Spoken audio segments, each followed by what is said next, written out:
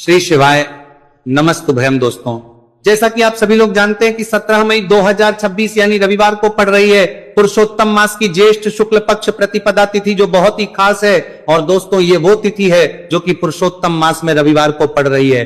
दोस्तों, इसी दिन किया जाने वाला पंडित जी द्वारा बताया गया एक लाल फूल और एक सफेद फूल वाले उपाय आप लोगों को जरूर करना चाहिए, क्योंकि दोस्तों ये एक ऐसा उपाय है जो कि हर दिन नहीं किया जाता। पुरुषोत्तम मास में जो रविवार की प्रतिपदा तिथि आती है उसी दिन किया जाता है। अगर आप लोगों ने इस उपाय को नहीं किया है या किसी कारणवश नहीं कर पाए हो तो इस पुरुषोत्तम रविवार प्रतिपदा तिथि के दिन इस उपाय से मत चूकना। दोस्तों देखिए, ये दिन इतना खास होता है, इतना महत्वपूर्ण होता है। देखा गया है कभी कभी बड़े बड़े पूजा पाठ अनुष्ठान से जो मनोकामना पूर्ण नहीं होती है, वह पुरुषोत्तम रविवार के दिन एक छोटे से करने से ही आपकी मनोकामना पूर्ण हो जाती है। और बहुत सारे लोगों ने इस उपाय को किया भी है और उनको इस उपाय को करने का फल भी जरूर मिला है। अगर आप लोग भी इस उपाय को इस रविवार के दिन करना चाहते हैं तो आप इस उपाय को जो है को पहले अच्छे से समझ लेना, सुन लेना, उसके बाद करना। आपको इस उपाय का फल जरूर मिलेगा, आपकी सभी मनोकामनाएं पूरी हो जाएंगी।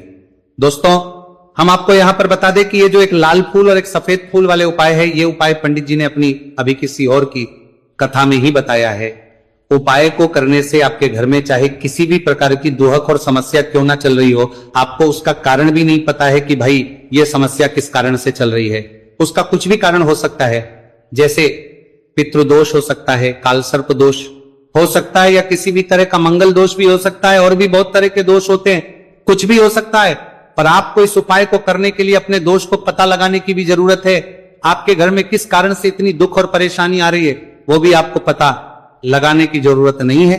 बस रविवार को प्रतिपदा तिथि के दिन इस उपाय को कर लेना है, क्योंकि इसी एकमात्र उपाय को करने से आपके पूरे घर परिवार में सुख और शांति हो जाएगी। आपके घर में अच्छे अच्छे काम होने लगेंगे। आपकी जो भी मनोकामना होगी वो भी धीरे धीरे करके पूर्ण होना शुरू हो जाएगी। अब हम समझते हैं इस एक लाल फूल और एक सफेद फूल वाले उपाय को आपको करना कैसे, किसको करना है, किस करना है और कैसे करना है। देखो, उपाय बिल्कुल आसान है, बस समझने वाली बात है। ध्यान से समझिए, उसके बाद ही आप लोग जो है इस उपाय को जरूर कीजिएगा। सबसे पहली चीज हम लोग ये समझते हैं कि इस एक लाल फूल और एक सफेद फूल वाले उपाय को इस आने वाली रविवार प्रतिपदा तिथि के दिन किसको करना है। तो देखिए, इस उपाय को घर के सभी सदस्यों को करने की बिल्कुल भी जरूरत नहीं है। घर में से कोई एक मुख्य बड़ा सदस्य इस उपाय को करेगा तो उस घर परिवार के सभी सदस्यों को इस उपाय को करने का फल मिल जाएगा। पर वो बड़ा सदस्य कौन होगा, कौन व्यक्ति इस उपाय को करेगा, तो यहां पर देखिए हम आपको बता दें, घर की जो बड़ी माताएं बहनें होंगी, घर की बड़ी माताओं बहनों में से कोई भी एक माता बहन इस वाले उपाय को कर सकती है। अपने पूरे घर परिवार के लिए घर में सभी सदस्यों को इस उपाय को करने की जरूरत नहीं है। मात्र घर की जो माताएं बहनें हैं उनमें से कोई भी एक माता बहन इस वाले उपाय को करेगी तो उसके घर परिवार के पूरे सदस्यों को इस उपाय का फल मिलेगा। अगर किसी कारणवश माताएं बहनें घर में उपस्थित ना हो या वो इस उपाय को ना कर रही हो, कुछ दिक्कत हो, तो भाई उस जगह पर फिर घर का कोई बड़ा व्यक्ति भी इस उपाय को कर सकता है। माताओं बहनों के कहने का मतलब यह था कि माताएं बहनें घर की लक्ष्मी होती है। जब घर की लक्ष्मी कोई उपाय करती है तो निश्चित ही भगवान शिव जी जल्दी प्रसन्न होते हैं और उपाय का फल में बहुत जल्दी और बहुत बड़ा करके भी यहां पर देते हैं। तो आप लोग ये बात समझ गए होंगे। अब हम ये बात समझते हैं कि इस वाले उपाय को हमें करना किस समय है। एक लाल फूल और एक सफेद फूल वाले उपाय को हमें प्रतिपदा तिथि के दिन करना किस समय है। तो देखिए, इस उपाय को करने का जो समय है, सुबह का समय भी है और शाम का समय भी है। अब देखिए, यहां पर हम मुख्य रूप से सुबह का समय नहीं बोलेंगे, क्योंकि देखिए ये जो प्रतिपदा तिथि है, और आप सभी लोग जानते हैं रविवार प्रतिपदा तिथि के दिन का प्रदोष काल का मतलब शाम का जो समय होता है ना, इस दिन भगवान शिव जी का सबसे प्रिय दिन होता है। तो आप लोग इसे एक लाल फूल एक सफेद फूल वाले उपाय को सुबह के समय भी कर सकते हो और शाम के समय प्रदोष काल में भी कर सकते हो। सुबह के समय अगर कर रहे हो तो 10 या फिर 11 बजे तक भी अगर उपाय करोगे तो भी आपको उपाय का फल मिलेगा। वही अगर शाम के समय कर रहे हो तो इस दिन जरूर शाम के समय का ध्यान रखना कि शाम के 6 बजे से लेकर 7 बजे के बीच में अगर आप इस उपाय को कर सकते हो तो बिल्कुल कर लेना, पूरी कोशिश करना। पर अगर किसी कारणवश इस समय के बीच में ना कर पाओ तो रात 8 बजे तक भी अगर आप उपाय को करोगे तो आपको उपाय का फल जरूर मिलेगा। ये बात आपको समझ आ गई कि आप इस उपाय को सुबह और शाम दोनों समय कर सकते हो। मतलब करना आपको एक ही समय है, घर में से किसी एक ही बड़े व्यक्ति को करना है, एक ही बार इस उपाय को करना है, दोनों समय नहीं करना है। आपको जो समय अच्छा लगे आप उस समय पर इस वाले उपाय को कर सकते हैं। तो चलिए जानते हैं इन विशेष उपायों के बारे में। लेकिन उससे पहले जो भी मेरे भाई मेरी प्यारी बहनें आज चैनल पर पहली बार आए हैं या मेरी आवाज आज पहली बार सुन रहे हैं, अगर आप भी महादेव के सच्चे भक्त हैं तो वीडियो को लाइक और वास्तविक जानकारी चैनल को सब्सक्राइब जरूर कर लें और कमेंट बॉक्स में लिखें हर हर महादेव। देखो अब सबसे पहली बात आती है कि इस उपाय को हमें करना किस लिए है। जैसा कि हमने अभी आपसे बोला कि इस उपाय को करने के बाद आपके जीवन में बहुत सारी खुशियां आएंगी, आपकी मनोकामनाएं पूर्ण होंगी, आपकी धन की समस्या दूर होगी, आपकी पैसों की समस्या दूर होगी।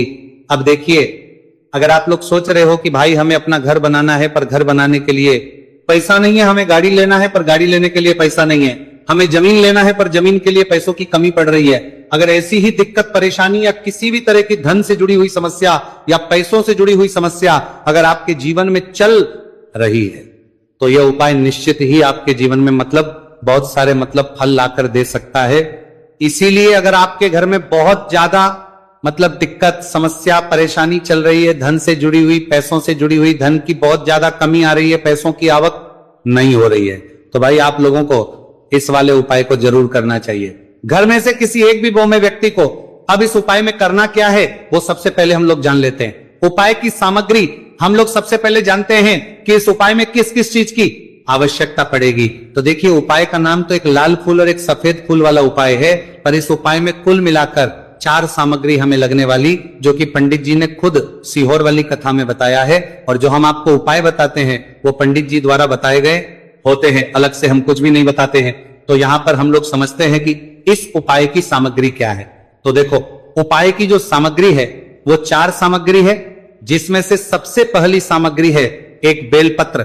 देखो बेलपत्र क्या होती है, बेलपत्र जो शिव की शिवलिंग पर चढ़ती है। दूसरी चीज है एक शमीपत्र, शमीप्र शिवलिंग पर ही चढ़ता है। तीसरी चीज है दोस्तों एक लाल फूल, उपाय का नाम है, तो एक यहां पर आपको लाल फूल लेना है। अब ये लाल फूल कौन सा लेना है, देखो शिवलिंग के ऊपर जो लाल फूल चढ़ता हो उनमें से कोई भी एक लाल फूल पसंद कर लेना और वो कहीं से तोड़कर या कहीं से खरीद कर लेकर आना और उस लाल फूल को उपाय में प्रयोग कर लेना। उसके बाद में एक सफेद फूल, सफेद फूल का विशेष रूप से ध्यान रखना, जो सफेद फूल शिवलिंग पर चढ़ता हो सिर्फ वही सफेद फूल लेकर आना। इसके अलावा कुछ मत लेकर आना, लेकिन केतकी का मत लेना। तो एक एक मात्रा में ही आपको ये चारों सामग्री चाहिए, एक बेलपत्र, एक शमीपत्र, एक लाल फूल और एक सफेद फूल। ये चारों सामग्री आप लोग तैयार करके रख लें।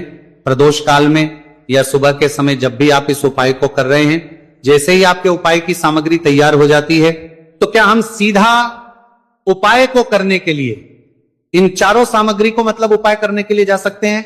नहीं, तो यहां पर आपको इस बात का ध्यान रखना है कि हम भगवान शिव जी को प्रसन्न करने के लिए तो जा रहे हैं, हम अपनी मनोकामना को पूर्ण करवाने के लिए तो जा रहे हैं। पर हमें यह दर्शाना बिल्कुल भी नहीं है कि हम सिर्फ अपने फायदे के लिए भगवान शिव जी के मंदिर में आए हैं। इसलिए हम इस उपाय को करने के साथ साथ में भगवान शिव जी की पूजन अर्चना के लिए कुछ सामग्री भी जरूर लेकर जाएंगे। जैसे कि सुबह समय अगर आप उपाय को कर रहे हो, इस एक लाल फूल और एक सफेद फूल वाले उपाय को, तो भाई सुबह के समय आपको एक लोटा जल लेकर जाना है। जो लोग प्रतिदिन शिव जी के मंदिर जाते हैं, पूजन अर्चना करते हैं, जल चढ़ाते हैं, फूल बेल पत्र सब कुछ चढ़ाते हैं, भाई वो अपनी पूजन अर्चना वैसी की वैसी करना। बाकी जो सिर्फ उपाय को करने के लिए जा रहा है, जो कुछ भी लेकर नहीं जा रहा है, उससे कम एक लोटा जल अपने घर से भरकर लेकर जाना, अगर आप उपाय को कर रहे हो, है ना। क्योंकि इस वाले उपाय को आप भगवान शिव जी की पूजन अर्चना करने के बाद ही करना। वहीं अगर बात करें शाम के समय की, अगर कोई व्यक्ति शाम के समय प्रदोष काल में इस वाले उपाय को कर रहा है, तो भाई आपको मात्र एक घी का दीपक तैयार करना है। ये बात हम हमेशा बोलते हैं, शाम के समय प्रदोष काल में कोई कर रहे हो ना, तो दीपक का विशेष महत्व होता है। रविवार प्रतिपदा तिथि दिन का प्रदोष काल में जो भी व्यक्ति दीपक जलाता है ना भगवान शिव जी के मंदिर में, भाई उसके जीवन से सारी दुख और परेशानियां भी दूर होती है। तो भाई इस दिन दीपक का विशेष रूप से ध्यान रखना आप लोग। अगर आप इस उपाय को शाम के समय प्रदोष काल में कर रहे हो, है ना, ये जो दीपक आप लोगे ये आटे का लोगे, जो आटा आप गूंद दोगे उसके अंदर कुछ भी मत डालना, मात्र सादा आटा लगाकर उसे तैयार कर लेना और एक मीडियम साइज का दीपक तैयार कर लेना। दीपक ना ज्यादा छोटा हो ना ज्यादा बड़ा हो, है ना। उसके बाद में दीपक आपका तैयार हो जाए तो इसके अंदर जो बत्ती रखोगे वो गोल बत्ती रखोगे। देखो गोल बत्ती भी दो तरह की होगी, एक बाजार की और एक घर वाली। तो कोशिश करना अपने घर में जो रुई रखी हुई है उस रुई से आप लोग एक गोल बत्ती अपने ही हाथों से बनाओ। उपाय का फल अच्छा मिलता है। भगवान शिव जी जल्दी प्रसन्न होते हैं। जब हम किसी भी उपाय को अपने हाथों से परिश्रम करके तैयार करते हैं तो आपको उस दीपक के अंदर एक गोल बत्ती रख देनी है। इसके अंदर जो चीज आप लोग डालोगे वो डालोगे शुद्ध देसी गाय का घी। इस बात का विशेष रूप से ध्यान रखना, शुद्ध देसी गाय का घी ही डालना है, तेल वगैरह नहीं। आज के दिन तो मत डालना, रविवार प्रतिपदा तिथि के दिन, क्योंकि भगवान शिव जी का सबसे प्रिय दिन और प्रिय समय पर हम लोग इस वाले उपाय को कर रहे हैं। तो थोड़ा सा शुद्ध गाय का घी इतना डालना कि वो दीपक कुछ समय तक चल सके। ना बाजार वाला मिलावटी घी डालना, ना भैंस का घी डालना, शुद्ध देसी गाय का घी। आपको ढूंढने में थोड़ी मतलब मेहनत लगेगी और महंगा भी मिलेगा, पर गाय के घी से भगवान शिव जी प्रसन्न होते हैं और उसी शुद्ध देसी गाय के घी से घर में बरकत भी बनी रहती है और हमारे घर में सुख शांति भी बनी रहती है। इसलिए इस शुद्ध देशी गाय का घी अपने घर में हमेशा रखा करो। वो भगवान शिव जी के कार्यों में भी उपयोग में आता है और उपायों में भी हम लोग प्रयोग कर सकते हैं। तो यहां पर आपकी सारी तैयारियां हो चुकी है। उपाय को करते समय शुद्धता का विशेष रूप से ध्यान रखिएगा। सुबह कर रहे हो तो भाई सुबह तो आपको स्नान करना ही करना है। बाकी शाम को कर रहे हो तो शाम को मात्र हाथ मुंह धोकर भी आप लोग इस वाले उपाय को कर सकते हो। कोई दिक्कत वाली बात नहीं है भाई। उपाय की पूरी सामग्री तैयार कर और पूजन सामग्री लेकर आपको भगवान शिव जी के मंदिर पहुंचना है, जो आपके घर के पास में हो, जहां पर शिवलिंग विराजित हो, शिवालय हो, वहां पर आप लोगों को पहुंचना है। और जैसे ही आप भगवान शिव जी के मंदिर में पहुंचते हो वहां जाकर ही उपाय शुरू नहीं करना है। पहले आपको भगवान शिव जी की पूजन अर्चना करना है। पूजन अर्चना कैसे करोगे? सुबह के समय गए हो तो एक लोटा जल वगैरह जो भी पूजन सामग्री लेकर गए हो उससे पहले पूजन सामग्री आप लोग मतलब पूजन भगवान शिव जी की कर लो। जो व्यक्ति सिर्फ एक लोटा जल लेकर गए हैं वो शिव जी के शिवलिंग पर मात्र एक लोटा जल एक धारा से धीरे धीरे करके चढ़ा लो। अपनी पूजन अर्चना आप लोग जो है पूरी कर लो पहले। उसी के बाद अगर आप शाम के समय कर रहे हो तो पहले जाकर बैठना है। भगवान शिव जी के शिवलिंग के पास में आप जो दीपक तैयार करके लेकर आए हो उस दीपक को पहले जलाना है। ये जो दीपक आप लोग जलाओगे ना, ये किसी और की माचिस से मत जला, अपनी ही माचिस अपने ही घर से लेकर आना और इस दीपक को अपनी ही माचिस से जलाना। अगर आपने मंदिर की माचिस या किसी और की माचिस ले ली, इस उपाय को करने में इस उपाय का फल उस व्यक्ति को भी बहुत मिल जाएगा। इस बात का ध्यान रखना। अपने घर से अपनी ही माचिस लेकर जाना और इस दीपक को जलाना। दीपक को जलाने के बाद भगवान शिव जी की शिवलिंग के पास में रख देना। शिवलिंग के इतना पास में मत रखना कि शिव जी को आंच लगे, थोड़ी सी दूरी बनाकर ही जो है इस दीपक को शिवलिंग के पास में आप लोग रख दीजिएगा। अब जैसे ही आपकी पूजन अर्चना हो जाती है भगवान शिव जी के शिवलिंग के सामने या आसपास कहीं पर भी बैठ जाइए उपाय को करने के लिए। और उपाय को करने से पहले आप लोग अपनी वो चारों पूजन सामग्री निकाल लीजिए। उपाय की जो सामग्री है वो निकाल लीजिए और भगवान शिव जी के शिवलिंग के ऊपर एक माता अशोक सुंदरी जी का स्थान देख लीजिए। माता अशोक सुंदरी जी का जो स्थान होता है वो जलाधारी के ऊपर होता है, जलाधारी के बिल्कुल बीचों बीच में होता है। आप लोगों ने देखा भी होगा शिवलिंग की जलाधारी होती है, जलाधारी के बिल्कुल बीचों बीच का जो स्थान होगा वो माता अशोक सुंदरी जी का स्थान होगा, क्योंकि यहीं पर हमें ये जो है उपाय को करना है। सबसे पहली चीज, अब हम उपाय को करना शुरू करते हैं। आप सबसे पहले अपनी एक बेलपत्र उठा लो। एक बेलपत्र को आपको माता अशोक सुंदरी जी वाले स्थान पर सबसे पहले समर्पित करना है। बेलपत्र की डंडी का मुख होगा जलाधारी की तरफ, जहां से जल बहता है और नीचे गिरता है। और बीच वाली बड़ी पत्ती का मुख मतलब शिवलिंग की तरफ होगा। इस तरीके से आपको इस बेलपत्र को माता अशोक सुंदरी जी वाले स्थान पर समर्पित कर देना है। उसके बाद में अपनी एक शमी पत्र उठा लो जो आप उपाय के लिए लेकर आए हुए हो। शमी पत्र को उठाकर शमी पत्र की भी जो डंडी का भाग होगा वो जल की तरफ करके, जहां से जल बहता है नीचे गिरता है उस तरफ करके, और पत्ती वाला भाग शिवलिंग की तरफ करके इस शमी पत्र को भी उस बेल पत्र के ऊपर आपको समर्पित कर देना है। समर्पित करने के बाद अब आप ले लो अपना एक लाल फूल जो आप उपाय को करने के लिए लेकर आए हुए हो। इस लाल फूल का जो खिला हुआ भाग होगा, चाहे वो गुलाब का फूल हो, चाहे कोई सा फूल जो शिवलिंग पर चढ़ता हो, भाई उस फूल का जो खिला हुआ भाग होगा वो शिवलिंग की तरफ होगा। बाकी जो पीछे का भाग होगा फूल का वो जलाधारी की तरफ, जहां से जल बहता है नीचे गिरता है उस तरफ होगा। और आखिरी में आपका जो एक सफेद फूल बचा हुआ है, इस सफेद फूल को भी आपको लेना है और सफेद फूल का जो खिला हुआ भाग होगा वो शिवलिंग की तरफ होगा, जहां पर शिवलिंग रखा हुआ है उस तरफ होगा, और डंडी का भाग जलाधारी के पीछे की तरफ हो जाएगा।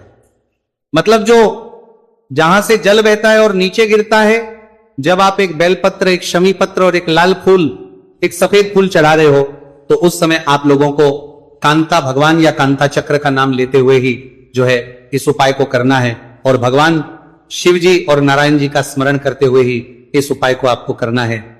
तो जब भी आप एक बेलपत्र, एक शमी पत्र, एक लाल फूल और एक कमी हो रही है, जो भी दुख और समस्या परेशानी चल रही हो आपको अपनी, वो दुख और जो है भगवान शिव जी से उपाय को पूरा करने के बाद वहीं पर पास में बैठकर बोल देना है, हाथ जोड़ के आंखें बंद करके अपनी परेशानी और श्री शिवाय नमस्तुभयम का जाप करना है।